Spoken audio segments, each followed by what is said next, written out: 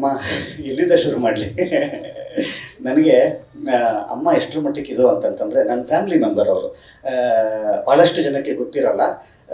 ಒಂದು ಹೇಳಿದ್ರೆ ನಿಜವಾಗ್ಲೂ ಅದು ಸರಿನೋ ತಪ್ಪೋ ಅದು ಗೊತ್ತಿಲ್ಲ, ಆದರೂ ಹೇಳ್ತೀನಿ.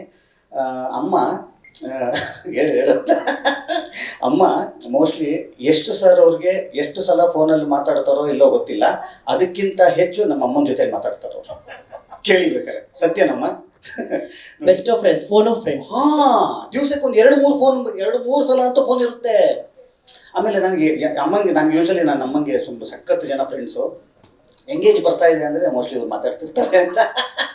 ನಮ್ಮ ಅಮ್ಮಂದು ಎಂಗೇಜ್ ಬರ್ತಾ ಇದೆ ಅಂದರೆ ಅದು ಹಿಂಗೆ ಅರ್ಧ ಗಂಟೆ ಮುಕ್ಕಾಲು ಅವರ್ ಮಾತಾಡ್ತಾರೆ. ಸರಿನಾ? ಇದು ಒಂದು ಬಾಂಡಿಂಗು ನನ್ನ ಮತ್ತು ಅಮ್ಮನ ಜೊತೆಯಲ್ಲಿರುವಂಥದ್ದು. ನಮ್ಮ ಮನೆಗೆ ಬರ್ತಿದ್ದಂಗೆ, ನಮ್ಮ ಮನೆ ಅಂದರೆ ನಮ್ಮ ತಾಯಿಯವರ ಮನೆಗೆ ಓಪನ್ ಮಾಡ್ತಿದ್ದಂಗೆ ಎದುರುಗಡೆ ಯಶ್ ಸರ್ ಅವ್ರದ್ದೇ ಫೋಟೋ ಇರೋದು. ಇದು ಒಂದು ಎಕ್ಸ್ಟೆಂಡೆಡ್ ಫ್ಯಾಮಿಲಿ. ಹೀಗಾಗಿ ಇಲ್ಲಿ ಒಂದು ಸಿನಿಮಾಗೆ ಟೀಸರ್ ಲಾಂಚಿಗೆ ಬಂದಿದ್ದೀನಿ ಅಂತ ಅನ್ನಿಸ್ತಾ ಇಲ್ಲ, ನನ್ನದೇ ಪ್ರೊಡಕ್ಷನಿನ ಒಂದು ಸಿನಿಮಾದಲ್ಲಿ ಲಾಂಚಿಗೆ ಬಂದಿದ್ದೀನಿ ಅಂತ ಒಂದು ಅಷ್ಟೇ ಖುಷಿ ಆಗ್ತಾ ಇದೆ ನನಗೆ. ಖಂಡಿತ ಇದು ನನ್ನದೇ ಸಿನಿಮಾ. ನನಗೆ ನಿಜಕ್ಕೂ ಈ ರ್ಯಾಂಬೋ ಸಿನಿಮಾದಲ್ಲಿ ನನಗೊಂದು ಆಯ್ತಲ್ಲ, ಒಂದು ಥರದ ಭಾವನೆ. ಖಂಡಿತವಾಗ್ಲೂ ಈ ಸ್ಟೇಜು ನನಗೆ ಅಷ್ಟೇ ಪ್ರಮುಖವಾಗಿದೆ, ಅಷ್ಟೇ ಅಮೂಲ್ಯವಾಗಿದೆ ಅಂತ ಹೇಳೋದಕ್ಕೆ ಇಷ್ಟಪಡ್ತೀನಿ. ಆಮೇಲೆ ನನಗೆ ಗೊತ್ತಿರೋ ಹಂಗೆ ಈ ಸಿನಿಮಾ ಶುರು ಮಾಡಿದ್ರೋ ಇಲ್ವೋ ಗೊತ್ತಿಲ್ಲ, ಒಂದು ಸಿನಿಮಾ ಮಾಡಬೇಕು ಅಂತ ನನಗೆ ಗೊತ್ತಿರೋಂಗೆ ಒಂದು 2 ವರ್ಷದಿಂದನೇ ಮಾತಾಡಿದ್ವಿ ನಾವು. ಖಂಡಿತವಾಗ್ಲೂ ಒಂದು 2 ವರ್ಷದ ಹಿಂದೆನೇ ಒಂದು ಸಿನಿಮಾ ಮಾಡ್ಬೇಕು ಕಣೋ ನಾನು ಅಂತಂದರು. ನಾನು, ಅಮ್ಮ ನಿಮ್ಗೆ ಇಷ್ಟೊಂದು ಬ್ಯುಸಿ ಇರ್ತೀರಾ, ಹೆಂಗೆ ಇದು ಸಿನಿಮಾ ಹೆಂಗೆ ಶುರು ಮಾಡ್ತೀರಿ, ಹೆಂಗಾಗುತ್ತೆ ನಿಮಗೆ ಅಂತ. ಇಲ್ಲ ಕಣೋ, ಒಂದಿಷ್ಟು ಥರದ್ದು ಏನೋ ಬೇರೆ ಥರದ್ದು ಮಾಡಬೇಕು. ಚಿಕ್ಕದಾಗೆ ಮಾಡೋಣ ಬಿಡು.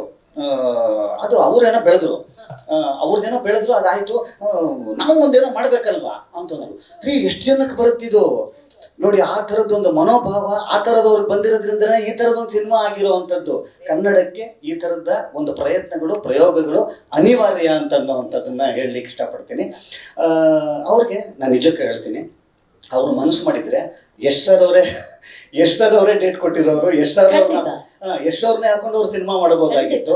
ಅದು ಅಲ್ಲ ನೋಡಿ, ನಾನು ಅವಾಗಲೇ ಕರೆದು ಈ ಸಿನಿಮಾದಲ್ಲಿ ಯಾರ್ಯಾರಿದ್ದಾರೆ, ಎಷ್ಟು ಜನ ಡೆಬ್ಯೂಟೆಂಟ್ಸು ಅಂತ ಅನ್ನೋದನ್ನು ಸುಮ್ಮನೆ ಡೈರೆಕ್ಟರ್ನ ಕರೆದು ಹೇಳ್ತಿದ್ದೆ. ಡೈರೆಕ್ಟರ್ ಇಂದ ಹಿಡ್ಕೊಂಡು, ಶ್ರೀರಾಜ್ ಅವರಿಂದ ಹಿಡ್ಕೊಂಡು, ಮ್ಯೂಸಿಕ್ ಡೈರೆಕ್ಟರ್ ಅಂತ ಹೇಳಿದ್ರೆ ಅವರು ಫಸ್ಟ್ ಟೈಮ್, ಮತ್ತು ಇದರ RR ಮಾಡಿದಂಥವ್ರು ಅವರು ಕೂಡ ಫಸ್ಟ್ ಟೈಮರು, ಸ್ಟಂಟ್ ಮಾಡಿದವ್ರು ಕೂಡ ಮೊದಲಿಗರು. ಇಷ್ಟು ಮೊದಲಿಗರನ್ನ ಇಟ್ಕೊಂಡು ಮಾಡಿರುವಂಥ ಒಂದು ಸಿನಿಮಾ ಅಂತಂದಾಗ ಖಂಡಿತವಾಗ್ಲೂ ಇದರ ಹಿಂದೆ ಇರುವಂಥ ಉದ್ದೇಶ ಇದೆ ಗೊತ್ತಾ. ಇದರ ಹಿಂದೆ ಇರುವಂಥ ಗಟ್ಟಿಯಾದ ಉದ್ದೇಶನೇ ಖಂಡಿತವಾಗ್ಲೂ ಈ ಥರದ ಒಂದು ಸಿನಿಮಾ ಆಗಲಿಕ್ಕೆ ಕಾರಣವಾಗಿದೆ. ಇಂಥ ಒಂದು ಪ್ಲ್ಯಾಟ್ಫಾರ್ಮಿಂದ ಮಾತ್ರ ಈ ಥರದ ಸಿನಿಮಾಗಳಾಗಕ್ಕೆ ಸಾಧ್ಯ. ಹಿಂಗಾದಾಗ ಮಾತ್ರ ಬೇಗ ಜನಕ್ಕೆ ತಲುಪುತ್ತೆ ಅಂತ ಅನ್ನುವಂಥದ್ದು. ಬೇಗ ಜನಕ್ಕೆ ನೋಡಿ, ಈ ಥರದ ತಂಡದವರಿಗೆ ಈ ಥರದೊಂದು ಪ್ಲ್ಯಾಟ್ಫಾರ್ಮ್ ಸಿಗೋದಿದೆ ಗೊತ್ತಾ. ಖಂಡಿತವಾಗ್ಲೂ ಶ್ರೀರಾಜ್ ಅವರೇ ತುಂಬ ತುಂಬ ತುಂಬ ಖುಷಿ ಆಗುತ್ತೆ. ಈ ಥರದ ಒಂದು ಬ್ಯಾನರಿನ ಒಟ್ಟಿಗೆ ನಿಮ್ಮ ಒಂದು ಲಾಂಚ್ ಆಗ್ತಾ ಇದೆ ಗೊತ್ತಾ. ತುಂಬ ರಾಯಲ್ ಎಂಟ್ರಿ ನಿಮ್ಮದು, ತುಂಬ ರಾಯಲ್ ಎಂಟ್ರಿ. ಭಗವಂತ ಇದೇ ಥರದ ಯಶಸ್ಸು ನಿಮಗೆ ಪೂರ್ತಿ ನಿಮ್ಮ ಕೆರಿಯರ್ ಪೂರ್ತಿ ಕೊಡಲಿ ಅಂತ ಅನ್ನೋವಂಥದ್ದು ನಾನು ನಿಮಗೆ ಆಶಯಿಸ್ತೀನಿ.